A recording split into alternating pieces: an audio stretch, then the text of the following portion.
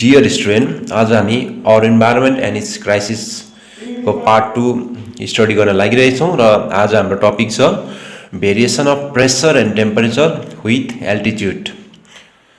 र altitude change हुँदा pressure र टेम्परेचर कसरी चेन्ज हुन्छ त्यो हामीले आज जान्नुपर्ने हुन्छ। र यहाँनिर भनेको छ एटमोस्फेरिक प्रेसर चाहिँ सी लेभलमा म्याक्सिमम हुन्छ भनेर भनेको छ। सी लेभल भनेको समुद्रको लेभलमा म्याक्सिमम हुन्छ। त्यो प्रेसर कति हुन्छ भन्दाखेरि त्यो सी लेभलमा चाहिँ एटमोस्फियर प्रेसर चाहिँ मर्क्युरिक हाइट सी लेभलमा 76 सेन्टिमिटर हाइट हुन्छ। 1 सेन्टिमिटर सर्फेसमा चाहिँ 1 सेन्टिमिटर स्क्वायर सर्फेस छ भने त्यो सर्फेसमा मर्क्युरिक हाइट 76 सेन्टिमिटर हुन्छ। र यो चाहिँ सी लेभलको एटमोस्फेरिक प्रेसर भयो। र भेरिएसन अफ प्रेसर चाहिँ किन सी लेभलमा म्याक्सिमम हुन्छ भन्दा प्रेसर सी लेभलमा म्याक्सिमम हुने गर्छ र जति हाइट बढ्दै जान्छ यो प्रेसर घट्दै घट्दै जान्छ।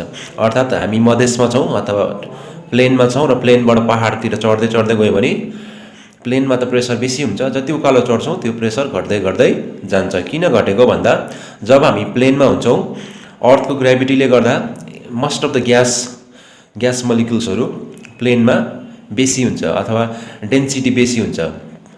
सी लेभलमा ग्यासहरू एकदमै बाक्लो भएर बसेको हुन्छ, त्यसै कारण तिनीहरूले प्रेसर पनि बेसी लाउँछ। जति उकालो हामी चढ्छौँ पहाडतिर चढ्दै जान्छौँ त्यति ग्यासको डेन्सिटी घट्दै जान्छ अथवा ग्यासहरू पातलो पातलो हुँदै जान्छ। त्यसो हुँदाखेरि ग्यासको प्रेसर घट्दै जान्छ। र यहाँबाट हामीले बुझ्नुपर्छ प्रेसर चाहिँ सी लेभलमा बेसी हुन्छ र जति हामी हाइट बढ्दै जान्छौँ, जति एल्टिट्युड बढ्दै जान्छ, जति उकालो चढ्दै जान्छौँ प्रेसर घट्दै घट्दै जान्छ। त्यसपछि हामी अर्को टपिकमा डिस्कस गर्नेछौँ। अर्को टपिक छ variation of temperature in troposphere. ट्रोपोस्फियरमा टेम्परेचर कस्तो प्रकारले भेरिएसन हुन्छ, कस्तो प्रकारले चेन्ज हुन्छ त्यसको बारेमा हामीले जान्नुपर्ने हुन्छ। र हामीले याद गर्नुपर्ने कुरा के छ भने टेम्परेचर जति हाइट बढ्दै जान्छ टेम्परेचर घट्दै जान्छ। ट्रोपोस्फियरमा जति हामी उकालो चढ्दै जान्छौँ टेम्परेचर घट्दै जान्छ। हामीले एक्सपिरियन्स गरेकै कुरा हो, मधेसमा जाँदा हामीलाई गरम हुन्छ र पहाडमा चढ्दा हामीलाई जाडो हुन्छ। र किन भएको भन्दा अर्थ सर्फेसको एभरेज टेम्परेचर 15 डिग्री सेन्टिग्रेड हुन्छ। जति हाइट बढ्छ, जति हामी उकालो चढ्दै जान्छौँ पहाडपट्टि जान्छौँ ग्यासको कन्सन्ट्रेसन घट्दै जान्छ। अथवा मधेसतिर चाहिँ ग्यासहरू एकदमै डेन्सिटी बेसी हुन्छ र ग्यासहरू बेसी मात्रामा बाक्लो हुन्छ।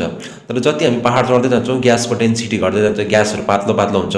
ग्यासहरू पातलो भएकोले गर्दाखेरि ग्यासले अब जति एनर्जी स्टोर गर्नु सक्छ त्यो पनि घट्दै जान्छ।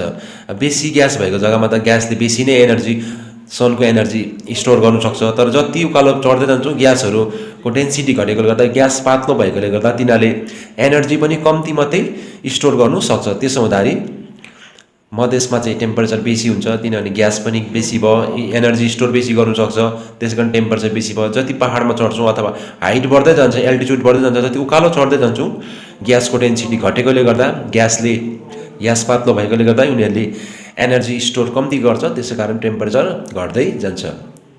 त्यसपछि अर्को टपिक छ हाम्रो variation of temperature in stratosphere. स्ट्राटोस्फियरमा चाहिँ ट्रोपोस्फियर जस्तो हुँदैन, ट्रोपोस्फियरको ठिक उल्टा हुन्छ। ट्रोपोस्फियरमा के भएको थियो भन्दा उँधोबाट उकालो चढ्दै जाँदा टेम्परेचर घट्दै घट्दै गएको थियो। तर स्ट्राटोस्फियरमा चाहिँ के हुन्छ, स्ट्राटोस्फियर भेटेपछि जब स्ट्राटोस्फियरको उकालो जान्छौँ हामी, हाइट एल्टिट्युड बढ्दै बढ्दै जान्छौँ त्यति टेम्परेचर बढ्दै बढ्दै जान्छ। किन भएको भन्दा के हुन्छ भन्दा त्यहाँनिर फर्स्ट हामी स्ट्राटोस्फियर भेट्दाखेरि ओजनको कन्सन्ट्रेसन कम्ती हुन्छ। तर जति उकालो एल्टिट्युड बढ्दै जान्छ ओजनको कन्सन्ट्रेसन बढ्दै जान्छ। यसरी ओजनको कन्सन्ट्रेसन बढ्दै गएपछि जति बेसी ओजन त्यो ओजनले त्यति बेसी अल्ट्राभायोलेट रेडिएसन सनको अल्ट्राभायोलेट रेलाई एब्जर्ब गर्छ। र जति बेसी अल्ट्राभायोलेट रेलाई एब्जर्ब गर्यो, सनको रेलाई एब्जर्ब गर्यो, त्यति बेसी टेम्परेचर भएकोले गर्दा स्ट्राटोस्फियरमा के हुन्छ, जति उकालो चढ्दै जान्छौँ त्यति टेम्परेचर बढ्दै जान्छ। तर ट्रोपोस्फियरमा त्यस्तो भएको थिएन। ट्रोपोस्फियरमा चाहिँ जति उकालो चढ्दै जान्छ त्यति टेम्परेचर घट्दै गएको थियो। त्यसपछि अर्को टपिक छ variation of temperature in mesosphere. मेसोस्फियरमा के हुन्छ त भन्दा it is same as troposphere. अब ट्रोपोस्फियरमा जस्तो हुँदै थियो मेसोस्फियरमा त्यस्तै हुन्छ। फेरि टेम्परेचर जति उकालो चढ्दै जान्छौँ, जति एल्टिट्युड बढ्दै जान्छ मेसोस्फियरमा टेम्परेचर डिक्रिज हुँदै जान्छ।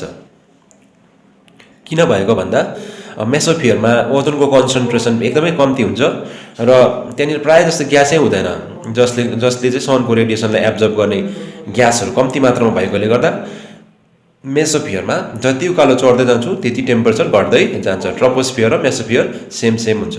त्यसपछि अर्को छ variation of temperature in thermosphere अथवा आइनोस्फियर। फेरि यहाँ के हुँदैछ भन्दा स्ट्राटोस्फियरमा जस्तो थियो त्यस्तै यहाँ पनि हुँदैछ।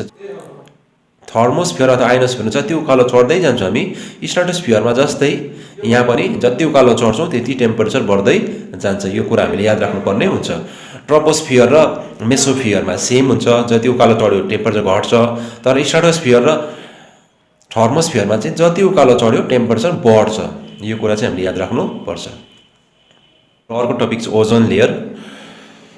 र प्रायः जस्तो ओजोन फर्मेसन चाहिँ कसरी हुन्छ भन्दाखेरि अक्सिजनको केमिकल बोन्ड ब्रेक हुन्छ। र कसरी ब्रेक हुन्छ भन्दा हाई एनर्जी सोलर फोटोन्स भयो, हाई एनर्जी सोलर फोटोन्सले अक्सिजनको मलिकुल्सको केमिकल बोन्ड्सलाई ब्रेक गरिदिन्छ र ब्रेक भएपछि त्यो अक्सिजन मलिकुल ब्रेक भएपछि त्यो रियाक्सन भएर ओजोन बनिने गर्छ। र साइन्टिस्टहरूको भनाइअनुसार अर्थमा जुन चाहिँ लाइफ पोसिबल छ अथवा अर्थमा जुन चाहिँ लाइफ डेभलपमेन्ट भइरहेको छ त्यो सबै ओजोन लेयरले गर्दा मात्रै पोसिबल छ। यदि ओजोन लेयर नभएको भए हामीलाई सनको अल्ट्राभायोलेट रेबाट बचाउनु सक्दैन थियो, किनभने ओजोन लेयरले चाहिँ हामीलाई सनको अल्ट्राभायोलेट रे रोकिदिएको छ र जसले गर्दा अल्ट्राभायोलेट रे डाइरेक्ट अर्थमा आउँदैन र अर्थमा लाइफ पोसिबल भएको छ। अब अर्को हाम्रो टपिक छ ओजोन फर्मेसन। ओजोन कसरी बनिन्छ त भन्दा स्ट्राटोस्फियरमा के हुन्छ भन्दा जब अल्ट्राभायोलेट रे आउँछ सनबाट, त्यो अल्ट्राभायोलेट रे चाहिँ अक्सिजन मलिकुल्ससँग रियाक्ट हुँदाखेरि त्यहाँनिर highly reactive oxygen radical produce हुन्छ र त्यो अक्सिजन रेडिकल चाहिँ अक्सिजनसँग मिसिएर ओजोन बनिन्छ। कसरी बनिन्छ भन्दा यो अक्सिजन भयो, जब यो अक्सिजनलाई अल्ट्राभायोलेट रेले भेट्छ यो टुक्रिएर अक्सिजन रेडिकलमा टुक्रिन्छ। यसरी ओमा टुक्रियो र यो जुन चाहिँ टुक्रिएको यो अक्सिजन रेडिकलहरू छ यो रेडिकल चाहिँ फेरि अर्को अक्सिजन मलिक्युलसँग रियाक्ट भएर यसरी O3 अथवा ओजोन बनिन्छ। यसरी ओजोन फर्मेसन हुने गर्छ।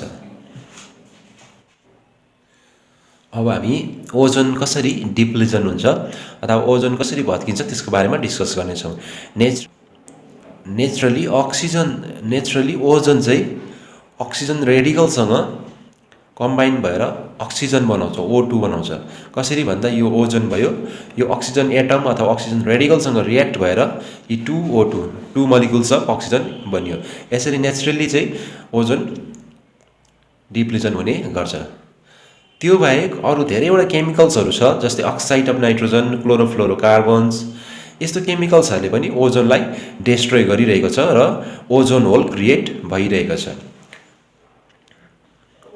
स्ट्राटोस्फियरमा CFC भन्ने जुन चाहिँ केमिकल छ, स्ट्राटोस्फियरमा जब CFC त्यहाँ उडिरहेको हुन्छ, CFC-लाई अल्ट्राभायोलेट रेडिएसनले ब्रेक गरिदिन्छ र ब्रेक गरेपछि यो CFC-बाट क्लोरिन अलग्गै छुट्टिन्छ। यो छुट्टीको क्लोरिन जुन चाहिँ छ त्यो चाहिँ ओजोनसँग रियाक्ट भएर ओजोनलाई डेस्ट्रोय गर्छ। कसरी गर्छ भन्दा यो क्लोरिन भयो, CFC-बाट निक्लेको यो क्लोरिन भयो, यो जब ओजोनसँग रियाक्ट हुन्छ यो रियाक्सन भएर ClO यो र अक्सिजन मलिक्युल बनिन्छ। यसरी रियाक्सन भएपछि यो ओजोन के भयो, ब्रेक भयो। यसरी CFC को क्लोरिनले ओजोनलाई ब्रेक गर्ने काम गरिरहेको छ। त्यसपछि अक्साइड अफ नाइट्रोजनले पनि ओजोनलाई टुकाने काम गरिरहेको छ। कसरी गरिरहेको छ भन्दा जेट प्लेनहरू स्ट्राटोस्फियरमा उड्ने गर्छ र जेट प्लेनहरूले अक्साइड अफ नाइट्रोजनहरू रिलिज गर्छ र liquid nitrogen is use as oxidant for the rocket fuel. Rocket फ्युलमा लिक्विड नाइट्रोजन एउटा अक्सिडेन्टको रूपमा युज गर्ने गर्छ र जेट इन्जिनहरूमा के हुन्छ भन्दा एकदम हाई टेम्परेचर हुँदाखेरि NO भन्ने प्रड्युस हुन्छ। कसरी प्रड्युस हुन्छ भन्दा यो नाइट्रोजन र अक्सिजन रियाक्ट हुन्छ र 2NO यसरी प्रड्युस हुन्छ। यो जुन चाहिँ NO प्रड्युस हुन्छ, NO र NO2 भन्नेले चाहिँ ओजोनलाई के गर्छ, टुकार्ने काम गर्छ। कसरी टुकार्छ भन्दा जस्तै यो NO भयो, NO चाहिँ ओजोनसँग मिसिएर NO2 र O2 बनिन्छ र यो जुन चाहिँ NO2 छ त्यो फेरि अक्सिजनसँग अक्सिजन रेडिकलसँग रियाक्ट भएर अक्सिजन एटमसँग रियाक्ट भएर NO+O2 बनिन्छ। यहाँ फेरि NO बन्यो, यो NO फेरि अर्को ओजोनसँग रियाक्ट भएर फेरि यस्तो प्रोसेस भइबस्छ। यसो हुँदाखेरि ओजोन टुकाने काम हुन्छ र ओजोन डिप्लिजन हुने। अब हामीले पढ्नुपर्ने टपिक छ harmful effect of destruction of ozone layer, अथवा ओजोन लेयर डिस्ट्रोय भयो भने कस्तो कस्तो नराम्रो असरहरू पर्छ त्यसको बारेमा हामीले डिस्कस गर्नुपर्ने हुन्छ अथवा जान्नुपर्ने हुन्छ। यदि ओजोन होल बन्यो भने जुन चाहिँ सनको अल्ट्राभायोलेट रे छ त्यो होलबाट छिरेर अर्थको एटमोस्फियरभित्र पस्छ र त्यो अल्ट्राभायोलेट बीले चाहिँ के गर्छ भन्दा स्किन क्यान्सर बनाउँछ। स्किन क्यान्सरको रोग लाग्छ हामीलाई। अल्ट्राभायोलेट बी कज स्किन क्यान्सर, अल्ट्राभायोलेट बीले गर्दा हामीलाई स्किन क्यान्सर हुन्छ। र जुन चाहिँ त्यो ओजोन होलबाट अल्ट्राभायोलेट रेहरू छिर्छ त्यो चाहिँ आँखाको लागि पनि राम्रो होइन, आँखा पनि बिगार्छ। त्यो बाहेक अरू के गर्छ भन्दा प्लान्टहरूलाई ग्रोथ गर्नु दिँदैन, बढ्नु दिँदैन। त्यो बाहेक यसले प्लान्टको जुन चाहिँ क्रप यिल्ड जुन चाहिँ फसल हुनुपर्ने हो त्यो जति फसल हुनुपर्ने त्यो फसल हुनु पाउँदैन। त्यो बाहेक यो अल्ट्राभायोलेट रेहरूले के गर्छ, एल्गे, ब्याक्टेरिया, फाइटोप्ल्याङ्क्टन्स जति पनि एक्वाटिक इकोसिस्टममा जिउने यो एल्गे, ब्याक्टेरिया, फाइटोप्ल्याङ्क्टन्सहरू छ यिनीहरूलाई पनि ड्यामेज गरिदिन्छ। र स्ट्राटोस्फियरमा बेसी मात्रामा ओजोन डिस्ट्रक्सन भयो भने के हुन्छ भन्दा स्ट्राटोस्फियरमा ओजोनको मात्रा घट्यो भने, ओजोन धेरै घटेर गयो भने र ट्रोपोपजमा पनि धेरै टेम्परेचरमा फरक पर्न जान्छ। र यो भयो harmful effect. Ozone layer destruction भयो भने नराम्रो असर, यति बिना नराम्रो असरहरू हुने गर्छ। अब अर्को छ टपिक प्रिभेन्सन। अब यत्रो भइरहेको छ यसलाई चाहिँ कसरी रोक्ने त भन्दा यसलाई रोक्नुको लागि चाहिँ एउटा स्टेप चालेको छ। जति पनि त्यो ओजोन डिप्लिजन हुने सब्सटेन्सहरू जस्तै CFC छ, NOx छ, यिनीहरूलाई चाहिँ हामीले बेसी प्रड्युस गर्नु भएन। यिनीहरूलाई यो प्रड्युस हुने चिजहरू चाहिँ हामीले रोक्नु पर्यो र प्रड्युस हुनु दिनु भएन। यदि त्यस्तो गर्नु सक्यौँ भने चाहिँ हामी ओजोन डिप्लिजनलाई रोक्न सक्छौँ।